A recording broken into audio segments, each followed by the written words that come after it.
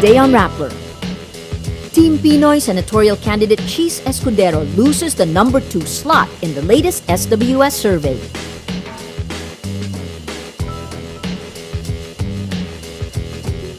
North Korea orders its troops to prepare for strikes against the United States, Hawaii, and Guam.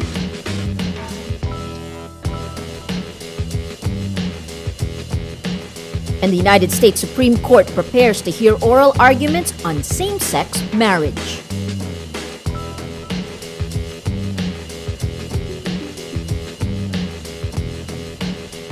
Hello, I'm Maria Ressa. Welcome to Rappler, your social news network. Team Pinoy senatorial candidate Cheese Escudero is the biggest loser in the latest social weather station survey. The survey was conducted March 15 to 17, days before the parents of his girlfriend, Heart Evangelista, held a press conference denouncing the senator. Escudero drops 14 points down to rank 3 to 4 from rank 2 in February. He's now tied with San Juan Representative J.V. Ejercito of the opposition United Nationalist Alliance, who jumps from his previous rank of 9 to 10 in February. Team Pinoy bet Grace Poe also had a large decline in her survey numbers. Poe falls 6 places to rank 11 from her February rank of 5 to 6. Former Senator June Magsaysay climbs to rank 13 to 14 from his previous rank of 16 in February. SWS says the race is still too close to call, with 6 Team Pinoy bets and 2 UNA candidates in statistical positions to take the top 8 slots. Still leading the survey is Team Pinoy bet Senator Loren Legarda, with Senate Minority Leader Alan Peter Cayetano ranking second. Tied at 57th are UNA's Nancy Binay, Team Pinoy's Cynthia Villar, and Senator Coco Pimentel. Rounding up the top 12 are Sunny Trillanes at rank 8, Gringo Anason at rank 9, Bam Aquino at rank 10, Grace Poe at rank 11, and Sunny Angara at rank 12. UNA's resigned Senator Mig Zubiri falls out of the top 12 for the first time, ranking 15th from rank 11 to 12 in February. Team Pinoy welcomes the results of the latest SWS survey, saying it shows the group's growing pull since the campaign period began. In a statement, Team Pinoy spokesperson Miro Kimbo says the survey validates that our message-oriented campaign is getting better headway than the old personality-oriented and negative attack campaign of UNA. But Kimbo warns against reports UNA will, quote, unleash negative campaigns, citing UNA's criticism of Bam Aquino after his survey numbers rose. UNA campaign manager Toby Chanco tells Rappler the alliance will not comment on the survey results until SWS responds to its demand to disclose who subscribed to and commissioned its surveys. UNA has not subscribed to the SWS poll since January. UNA stalwarts, Vice President Jejomar Binay and former President Joseph Estrada, earlier questioned the SWS February survey that showed only 3 UNA bets in the top 12. North Korea puts its rocket units on combat-ready status Tuesday, with orders to prepare for strikes against the continental United States, Hawaii, and Guam. A statement from the Korean People's Army Supreme Command says all units should be prepared to attack, quote, all U.S. military bases in the Asia-Pacific region, including the U.S. mainland, Hawaii, and Guam, as well as South Korea. Despite its successful rocket launch in December, most experts believe North Korea is years away from developing a missile that could strike the U.S., Hawaii, and Guam, would also be outside the range of its medium-range missiles, but would be capable of striking U.S. military bases in South Korea and Japan. The announcement comes days after South Korea and U.S. sign a pact for joint military response to provocative action by North Korea. The Agriculture Department bans poultry and poultry products from the Netherlands and Italy after an outbreak of avian influenza in these countries. Agriculture Secretary Proceso Alcala says the ban aims to protect the Philippine poultry industry. Avian influenza is a viral disease affecting several species of birds. Low pathogenic avian influenza causes mild disease, while the highly pathogenic virus may result in high mortality rates. The hearing of oral arguments for same-sex marriages begins in the U.S. Supreme Court. Over 2 days, lawyers from both sides of the debate will present their positions on 2 cases before the 9-member panel. The top court will hear arguments over Proposition 8, a California referendum measure that struck down that state's same-sex marriage initiative in 2008. On Wednesday, the court will consider the Defense of Marriage Act, a federal law which defines marriage as an act between a man and woman and denies married gays and lesbians the same rights and privileges. Color-coded protesters, red for supporters of gay marriage and red, white, and blue for opponents, rally outside the Supreme Court. The opposition remains strong, with many saying marriage can only be a union between a man and a woman.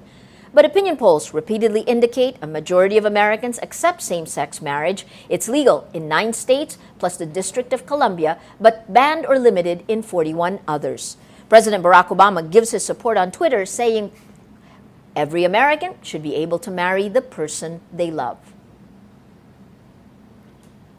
A U.S. Geological Survey study says more than 250,000 Californians live in coastal areas which could be hit by devastating floods from a major tsunami in the quake-prone U.S. state. The study says tidal waves of 8 meters or more could hit Northern California after a quake of magnitude 8 or more from a well-known fault line, the Cascadia Subduction Zone, or CSZ, which runs more than 620 miles from Northern California to Canada's Vancouver Island. The CSZ created tsunamis at least 7 times in the past 3,500 years. Let's now look at Rappler's Wrap for today, a list of the 10 most important events around the world you shouldn't miss. At number 7, the Central Bank of Cyprus says it will keep banks shut until March 28 after world markets drop at the implications of the 10 billion euro bailout deal the government struck with the International Monetary Fund and the European Union. Previously, the central bank said all Cyprus banks, except for its 2 biggest lenders, would reopen after a 10-day lockdown for fear of a run on deposits. At number 8, for the first time, the opponents of Syrian President Bashar al-Assad will represent Syria in the Arab League's 2-day summit in Doha. The Qatari hosts, the most vocal supporters of the revolt against al-Assad, win the promotion of Syria's opposition national coalition to fill the country's spot. The seat has been empty since the Arab League suspended Syria's membership in November 2011 after Damascus rejected a proposal to end the violence. Iraq, Algeria, and Lebanon expressed reservations about the decision to hand the seat to the opposition. And at number 10, the U.S. Federal Aviation Administration is reportedly considering lifting the restriction on the use of e-readers in airplanes. The New York Times says the FAA is, quote, under tremendous pressure to let people use reading devices on planes or to provide solid scientific evidence why they cannot. The agency now allows iPads as flight manuals in the cockpit. Flight attendants also use devices with information on flight procedures. For the full top 10, visit Rappler.com's The Wrap. Tiger Woods reclaims the world #1 spot for the first time since his career was derailed by a sex scandal and a string of injuries. Woods' victory at the Arnold Palmer Invitational pushes him over Rory McIlroy to the top of the world rankings. It's the latest milestone of his comeback from a spectacular fall from personal and professional grace. Woods says, quote, it's a byproduct of hard work and patience. The world-famous golfer has not led the rankings for nearly 3 years. Injuries and a scandal saw him stumble. Woods fell to his lowest rank on November 11, 2011, when he dropped to 58th in the world. For the second straight year, the Department of Education names Rappler its official social media partner for the 2013 Palarong Pambansa set this April in Negros Oriental. Rappler signs the Memorandum of Agreement with Education Secretary Brother Armin A. Luistro. We thought this is a way of institutionalizing this perspective of what we're really trying to do in Palaro can do, because I've seen how Rappler brings in the news, how incisive, intelligent, and how it engages people. I think people are kind of tired also with the usual, and this is a way of bringing in a new perspective to athletics, the student athletes, as well as hopefully a national sports development program. Yes, first, because it encapsulates what we think the future will be. The thrill of victory, the tragedy of defeat. These things are thrown around outside, but in the end, when it's with the kids, it has a whole new other raw emotion. And as DepEd's online media partner, Rappler will feature a special section on the site containing blogs, video, photos, and articles. Last year, Rappler was several months old when we partnered with Palarong Pambansa. We're looking forward to coming back to you again this year with more. Every story on Rappler has a mood meter, which gives you 8 emotions to choose from. Click how you feel, and your vote comes down to the mood navigator in the middle of the front page, which crowdsources the mood of the day. It also gives you the top 10 stories which have gotten the most votes on their mood meter to get you and give you an idea of why Filipinos feel the way they do. So take a look today. Interestingly enough, now you're seeing more interest in the May 2013 elections. You have Ramon Magsaysay Jr. here, Mitos Magsaysay. You have Nancy Binay, Teddy Casino, PH Vote with Cynthia Villar, and the overwhelming number, here, Mig Zubiri over here. But if you take a look at the story that's gotten the most number of votes, we still focus from the conclave to Ateneo, tagless speech at Ateneo graduation, 91% inspired. Along with this story, Aquino vetoes the Magna Carta for the poor, 62 inspired.